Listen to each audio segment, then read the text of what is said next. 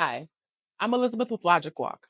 In this lesson, we'll use the Logic Walk computer simulator to explore how computers communicate with input-output devices, commonly called I/O devices.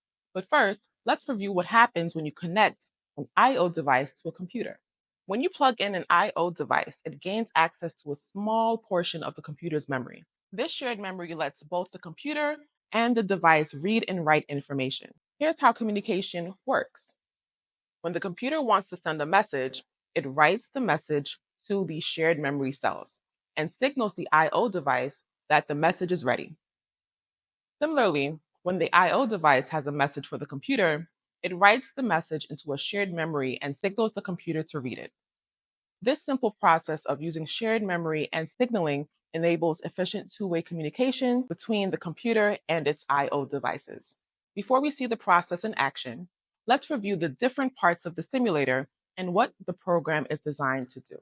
The simulator consists of instructions, memory cells, and the program counter, as we learned about in previous courses.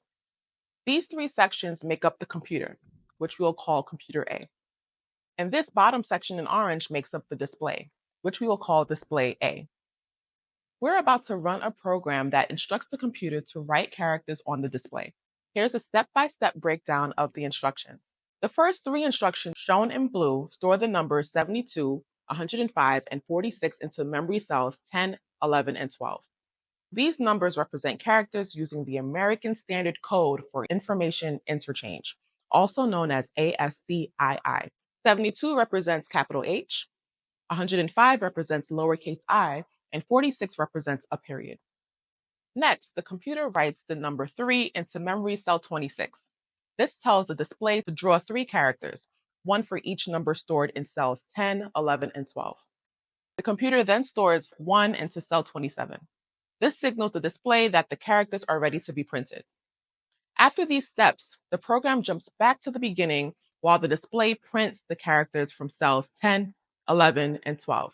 I want to note here that memory cells that contain the message are called the buffer.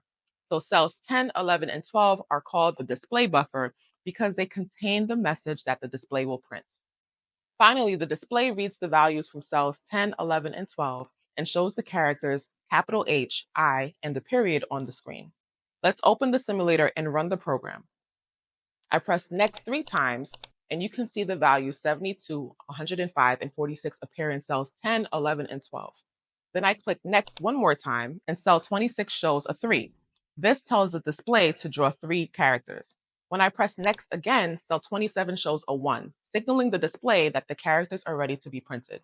As I press next 3 more times, the characters capital H, I, and period appear on the display. In other words, our computer just printed hi. Feel free to explore the program further and consider this question. What do you think will happen if we press the run button? Let's go back to the program example we just explored one last time. You might wonder, why not store the letter H directly in memory cell 10 instead of the number 72? That would seem to eliminate the need for the display to convert a number into a character. However, our current instructions only work with numbers. For example, the add and add I instructions perform operations solely on numbers. If an add I instruction were to try adding a number and a character, it wouldn't work. To allow that, we have to create a new set of instructions for handling characters, and that could lead to a whole new set of problems. You might also ask, why do we use 3 memory cells for 3 characters? Why not combine them into one large number in a single cell? Well, memory cells are actually quite small and can hold only one character. While it's possible to design larger memory cells, doing so means you can fit fewer cells overall in the computer. We must carefully balance the size and number of cells. Believe it or not, storing one character per memory cell actually simplifies the display logic. The display doesn't have to handle variable length text. It simply reads one character per cell. These design choices keep our system straightforward and efficient, and we'll dive deeper into these topics in the computer design course.